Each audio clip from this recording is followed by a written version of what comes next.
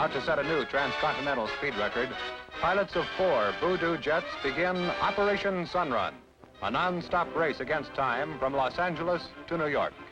Hey everyone, welcome back to the channel, and today we're going to be looking at a model here from Hobbymaster in 1/72nd scale diecast.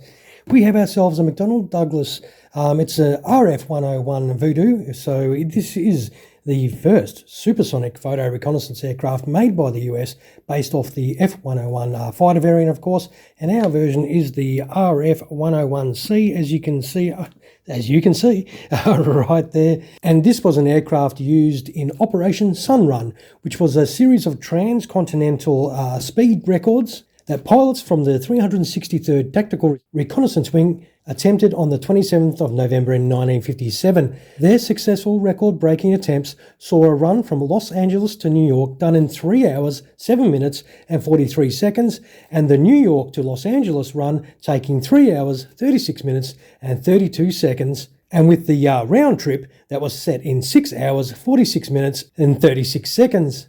Now, there would be 6 aircraft and crews chosen.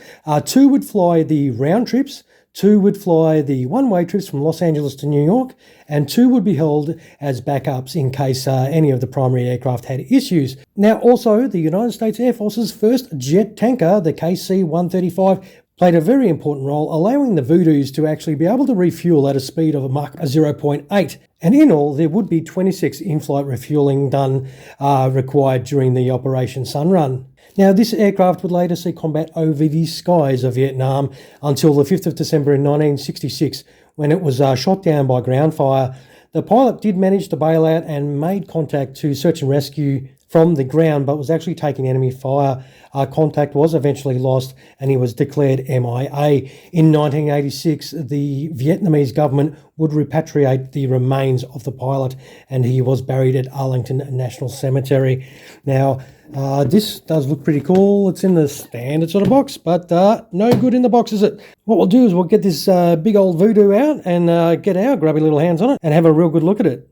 Alright, so you do have, well, a stand there, so it does look to have the shaft in that tissue there and the plastic base. We'll have a look at that when we put it on the stand later on. We'll get this little bit open. We're sure to get our hands on it. This was a brand new purchase, so if you do like, wow, look at the size of that. If you do like what you see, hopefully you can find one for yourself.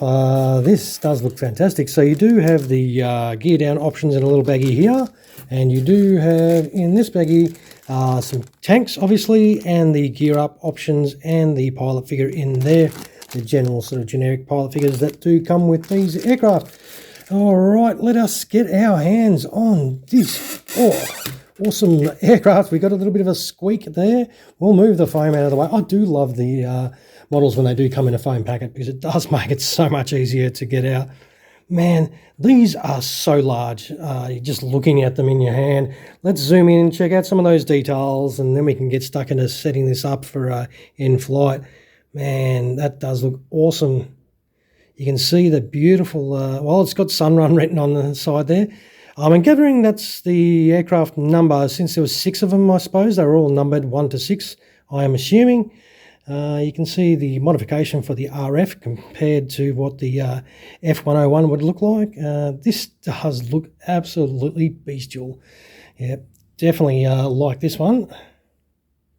It's got a little bit of minor engine detail deep in there. It's really sort of hard to see, but hopefully it's coming through. It's right deep in the engine, right in there. You can't really see it that easy. Oh, there is a little bit of plastic stuck here. I better get that off. Yep, Sunrun written on the side here as well. Now, the canopies, do they lift up, or they pop right off? I hope they do.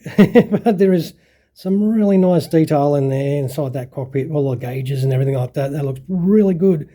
Yep, we'll pop that back on. But overall, I like this silver finish too, with the red accents. It does look really nice. Definitely. We'll have a little look underneath, and the usual beautiful details there. So that does have a lot of nice details. So I don't know if these have the reconnaissance equipment on board for this particular Sunrun. I think they probably want these as light as possible. But what we'll do is we'll set this up, of course, in flight, and we'll come right back and check it out doing what it wants to do, and that's fly. All right, here we have it set up for in flight. You just put the nose wheel cover in, and then there's the main wheel covers that you just put on, and then you put your 2 tanks on, and that is all set up. It sets up nicely. They sit reasonably flush. I think it does look very, very nice for you in-flight people, if you're that way inclined, of course. And I did put the pilot figure in there. There's plenty of room in there. He fit in there really easily and nicely, and he's got some room to sort of move around. So this is your awesome RF-101 setup for in-flight. Does look absolutely majestic for sure. Now, if you want to put it on the stand, it is this big stand here. And that is on your stand. Whoa.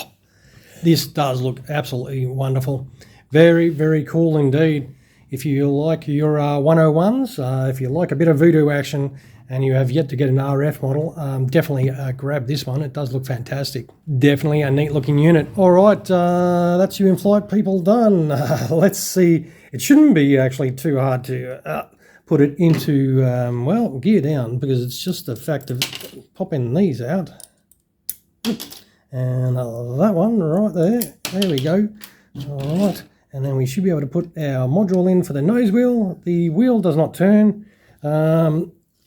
Let's us put, actually, we might put the tiny, you got little gear bay doors here. Actually, I think maybe take that off so you can actually see it. And we should be able to put those in like that, and then you can put your tank back on. And of course, we're being geared down, so you can put your little plug in for your stand hole as well. Put that in there. It is quite small, so you've got to sort of dick around with it a little bit. Put the little gear bay door in there, and that is job done. And then it's just a case of putting the main landing gear module, which should just drop straight in. The wheels themselves don't turn, so if you're an aircraft roller arounder, you will definitely be, a little disappointed with that. And that is, set up for gear down. How freaking easy is that? Very straightforward. Go in like a dream. There's no hassles with fitment or anything like that. And of course, if you do want to put the open canopy on, you do get that. So that's your generic pilot, of course, if he wants to focus. And then you can put your open canopy piece in, and that is open for business. Excellent. Man, this does look absolutely cool. Love it. No, I really like the shape. I really like these aircraft. They are really out there, really futuristic looking for back in the day. All right, they are certainly a work of art, and let's chuck this work of art on the scales. All right, we'll move these in and put this beautiful looking aircraft on there, and we have 350 grams on the dot. Beautiful. Now, this is definitely an awesome looking aircraft. This is a fantastically made model. You will definitely be pretty happy about grabbing one of these. All right, I'll wind up the video. I've waffled on a fair bit in this one. Don't forget photos at the end. If you'd like to see some close-up pics, don't forget some of those my way. They are always appreciated. Drop a comment below as per usual. I do like to hear from everyone. And of course, if you haven't smashed that subscribe button, feel free to do that and join up to the channel. And that way you won't miss a video that we do pop out every now and then. And of course, last but not least, thank you, the viewer, as always, for dropping past to check out another one of my little reviews. I hope you did enjoy what hit your eyeballs today. Thanks for watching, and you all have an awesome sauce rest of your day. Cheers, everyone.